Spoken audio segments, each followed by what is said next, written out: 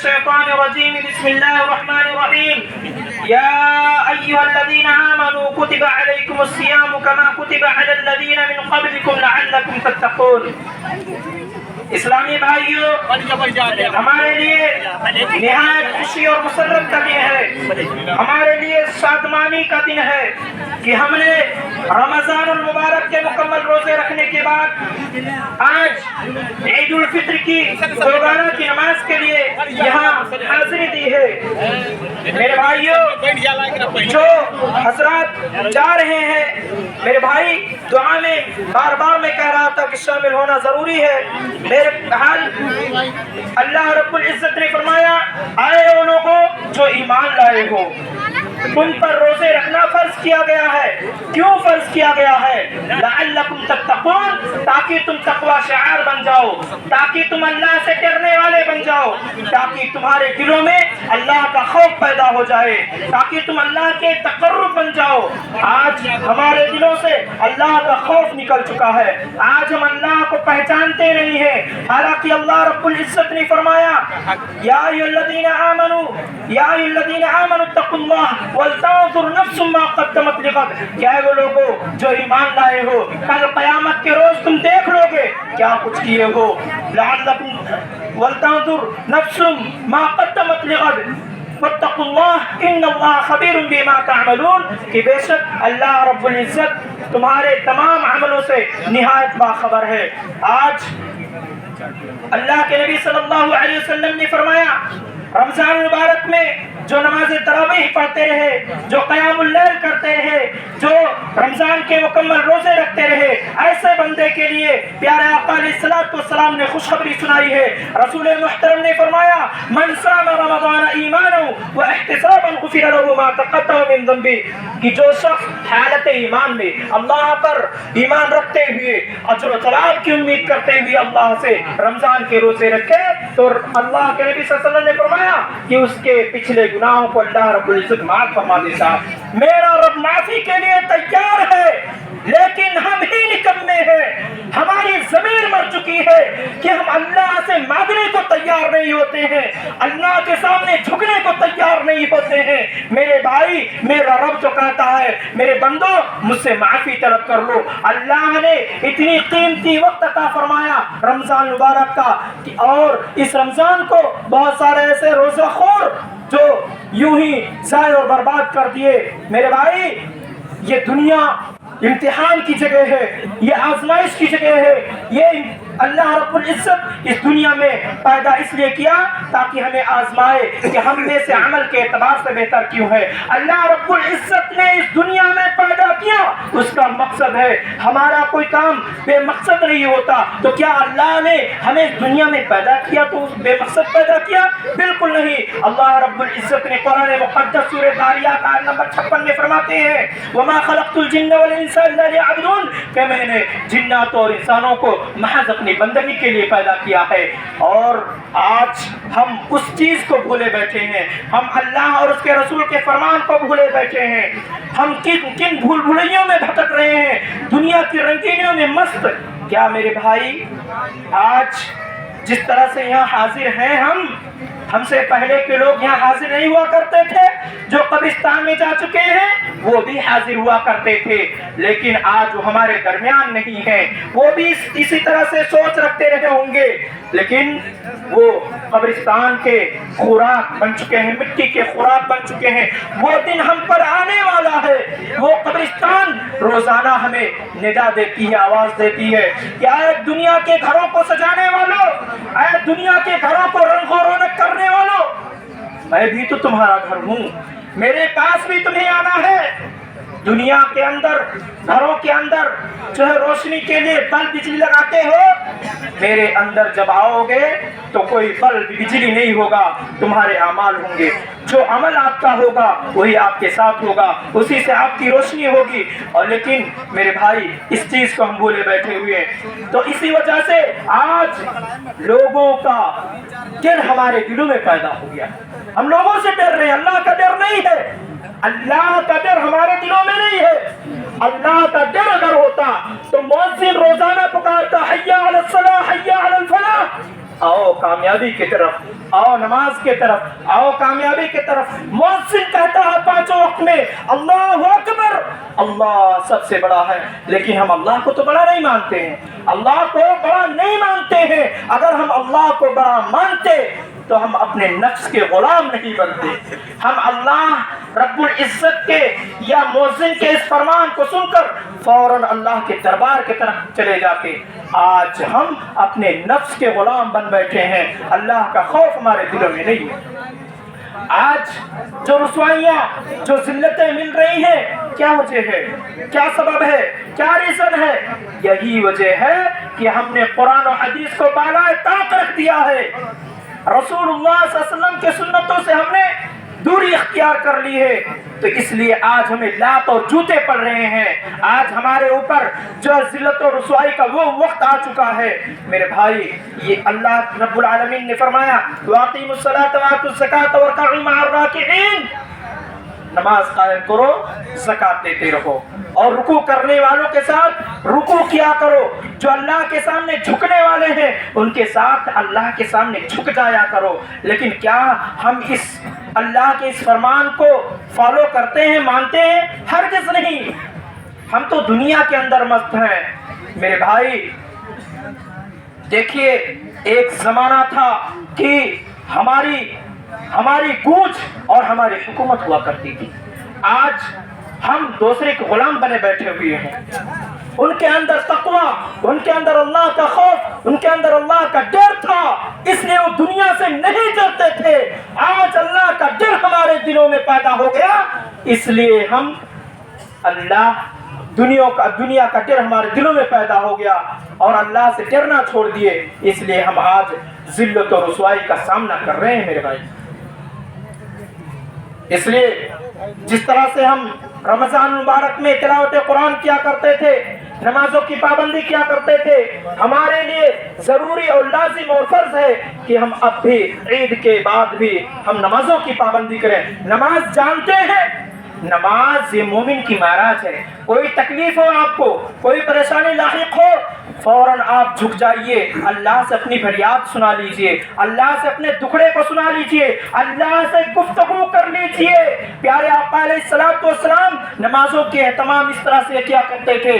मालूम है, नबी मुहतरम का आखिरी वक्त था, आखिरी वक्त, मौत करीब। अल्लाह के नबी सल्लल्लाहु अलैहि वसल्लम मस्जिद नबी में नहीं जा पा रहे हैं।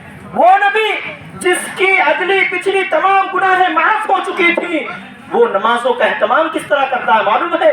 आखिरी वक्त है, मेरे नबी जनाब मुहम्मदुर रसूलुल्लाह सल्लल्लाहु अलैहि वसल्लम दो सहाबा के कंधों पर हाथ रखकर घसीटते हुए, पैर घसीट जा रहा है, मस्जिद नबी में तशरीफ ले जाते हैं और मोमिनों से कहते हैं, मुसलमानों से कहते हैं कि नमाज की हिफाजत करो, नमाज की हिफाजत करो।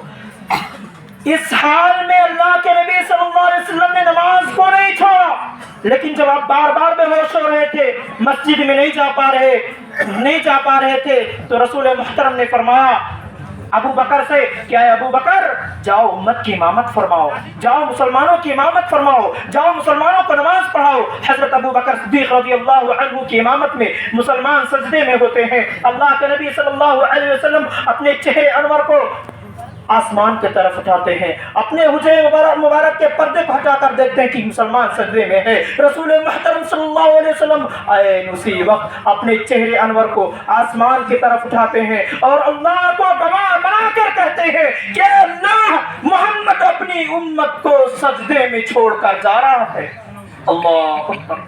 नबी मुहतरम ने हमें नमाज की हालत में छोड़ा था, नबी मुहतरम ने हमें अल्लाह के सामने सजदा करते हुए छोड़ा था, शराब खानों में नहीं छोड़ा था, जुए खानों में नहीं छोड़ा था, बुजुर्गों के सामने सजदा करते हुए नहीं छोड़ा था।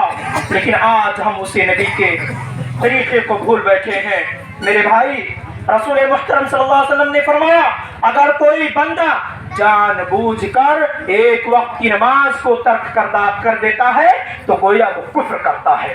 सुनिए नबी पाक सल्लल्लाहु अलैहि वसल्लम का फरमान, मन तरका सलात मुतअम्मिदन फक़द कफर, जिसने जानबूझकर एक वक्त की नमाज छोड़ दिया गोया कुफ्र किया। जरा गौर करो मेरे भाइयों, नौजवानों, बुजुर्गों, जरा गौर करो। ہماری 5 وقتوں کی نمازیں فوت ہو رہی ہیں، 5 وقتوں کی نمازیں چھوڑ رہے ہیں، لیکن ہمیں کوئی ٹینشن نہیں، کوئی پرواہ نہیں۔ کیا ہم اللہ کے سامنے حساب دینے کو تیار، اللہ کے سامنے حساب دینے کے لیے نہیں جائیں گے؟ جانا ہے میرے بھائی۔ حساب و کتاب کا ڈر اگر ہمارے دل میں ہوگا تبھی ہم سیدھے راستے پر آ سکتے ہیں۔ دیکھیے اللہ سے ڈر صحابہ کرام کے اندر کس طرح سے ہوا کرتی تھی۔ صحابہ کرام رضوان اللہ علیہم اجمعین، حضرت حنظلہ رضی اللہ عنہ جب رسول محترم صلی اللہ علیہ وسلم کے ساتھ ہوتے بہت خوش رہتے، لیکن جب نبی پاک صلی اللہ علیہ وسلم سے جدا ہوتے تو حضرت حنظلہ رونے لگے، ایک مرتبہ چیخ چیخ کر رونے لگے۔ حضرت ابو بکر آ کر پہنچے، حنظلہ یہ کیا کر رہے ہو، کیا معاملہ ہے؟ انہوں نے کہا حنظلہ منافق ہو گیا، حنظلہ منافق ہو گیا۔ ابو بکر نے کہا رضی اللہ عنہ کہ ایسی بات کیوں کر رہے ہو، کیا پریشانی ہے؟ انہوں نے کہا کہ جب میں نبی کی مجلس میں ہوتا ہوں تو اللہ کا ڈر یا جو ہے دین سے محبت ہوتی ہے، اور جب میں اللہ کے نبی صلی اللہ علیہ وسلم کے مجلس سے دور ہو جاتا ہوں تو میں دنیا کے خلمستیوں میں لگ جاتا ہوں۔ تو اس کے بعد نبی محترم صلی اللہ علیہ وسلم نے فرمایا کہ اسی کا نام تو ہے ایمان، خوف اور امید کے درمیان کا نام ہے ایمان۔ اللہ کا ڈر ہونا چاہیے اور امید بھی ہونا چاہیے کہ انشاءاللہ ہمیں جنت ملے گی۔ میرے بھائی جنت آسان نہیں ہے، کسی کی باپ دادا کی جاگیر نہیں ہے۔ آج دنیا میں وراثت لے لیتے ہیں، زمین جائیداد روپے پیسے بچے بٹوارا کر لیتے ہیں، ایسا نہیں ہے کہ جنت باپ دادا کی جاگیر آسانی سے مل جائے گی۔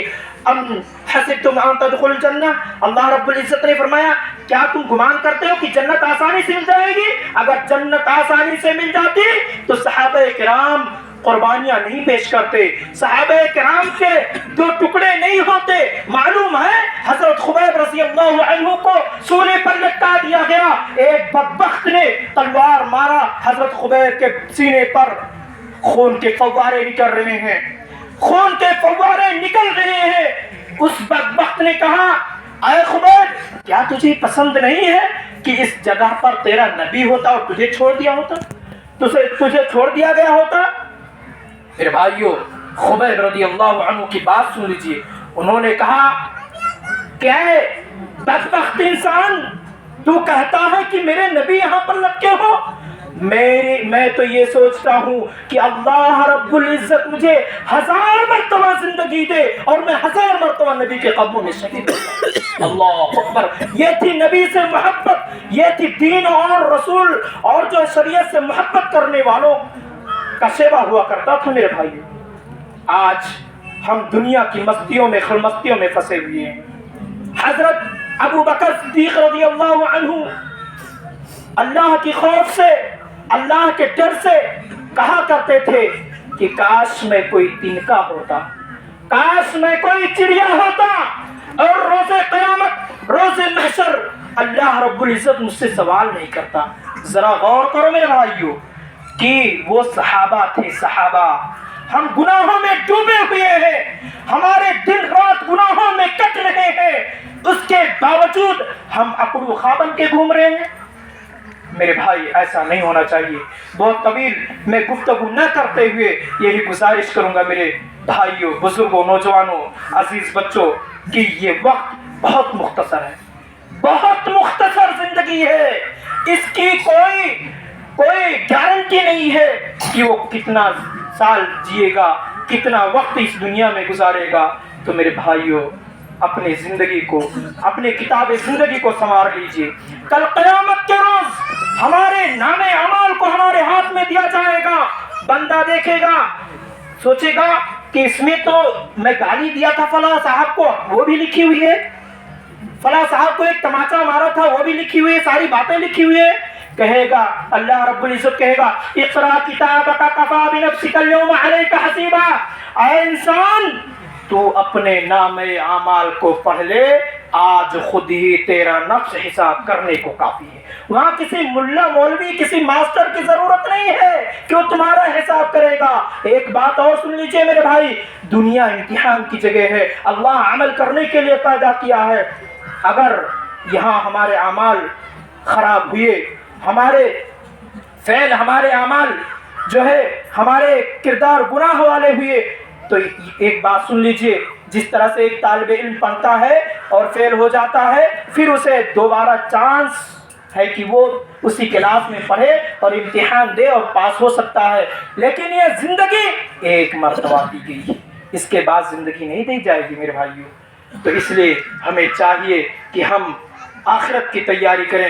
رسول محترم صلی اللہ علیہ وسلم کہا کرتے تھے، کن فی الدنیا کانک غریب او عابر سبیل، اے لوگوں دنیا میں اپنے آپ کو ایک مسافر سمجھو، ایک اجنبی سمجھو، ایک سفر پہ جیسے بندہ جاتا ہے تھوڑا سا ساز و سامان لے کر، پھر اس کی سفر پوری ہو جاتی ہے، اسی طرح سے اپنی زندگی کو سمجھو۔ اور آج ہم تو اس کو ہمیشگی کی زندگی سمجھ بیٹھے ہیں جس کی کوئی گارنٹی نہیں ہے۔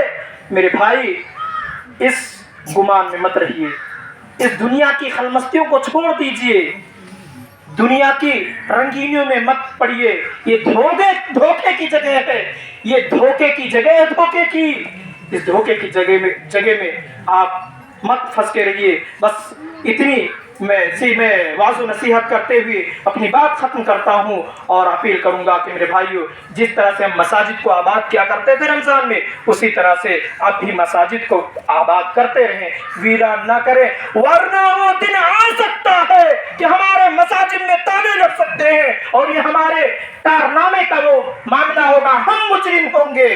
کیوں کہ جب ہم مسجدوں کو آباد نہیں کریں گے تو پھر کیا ہوگا؟ مجرم ہم ہوں گے۔ لیکن ہم کیا کرتے؟